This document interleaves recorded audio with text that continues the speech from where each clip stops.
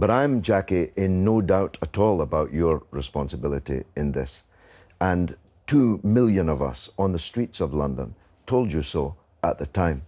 And for you now to try and wash your hands of your share of the responsibility, I'm afraid that's a spot that will not out. All the perfumes of Arabia will not expunge that spot. And all of your poetry, George, doesn't prevent people from being murdered and massacred in Iraq and Syria at the moment. I'm not washing my hands of what happened in the past. You killed a million people in Iraq. That is a separate... You killed a million people in Iraq. It's incredible that you have the brass neck to be sitting here now urging another Iraq war. George, after if what I was you've already still in done. Parliament, I would be there tomorrow, living up to my responsibility to answer the call of the Iraqi government and people to help to support them. And the fact that you aren't is something that you will have to live with. Let me ask a final question to you, George.